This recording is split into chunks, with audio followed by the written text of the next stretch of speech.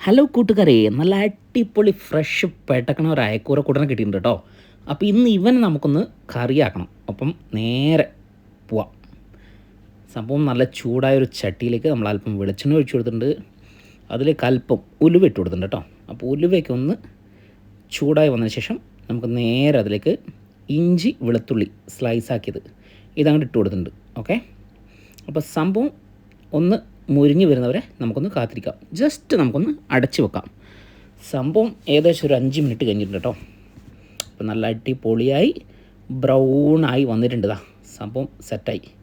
ഇനി ഇതിലേക്ക് നമ്മൾ അരിഞ്ഞ് വെച്ച സവോള, ഓക്കെ, ഒറ്റൊരു ചെറിയ സവോള ഉപയോഗിച്ചിട്ടുള്ളൂ. ഇത് നല്ല കനം കുറഞ്ഞ് അരിഞ്ഞ കേട്ടോ. അപ്പോൾ ഇത് നന്നായി ഒന്ന് ഇളക്കി മിക്സാക്കി കൊടുക്കുക.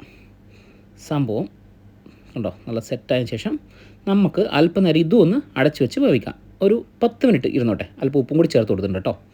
ഏകദേശം ഇതൊന്ന് വെന്ത് അതിൻ്റെ വെള്ളമൊക്കെ വെറ്റി വന്നിട്ടുണ്ട്.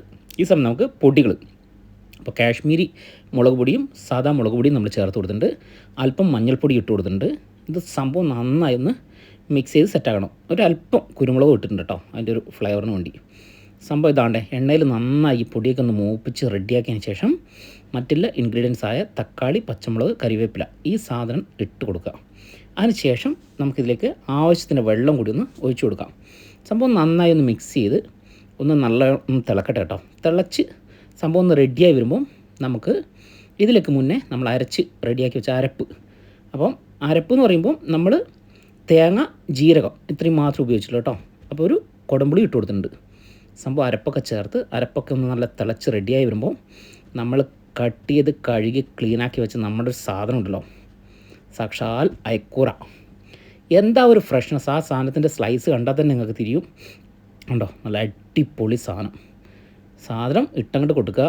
നന്നായി ഒന്ന് ഇളക്കിയതിന് ശേഷം നമുക്കൊരു 10 മിനിറ്റ് ഓക്കെ ഒന്ന് തിളച്ച് വരുന്നവരെ നമുക്കതൊന്ന് മാറ്റി വെക്കാം.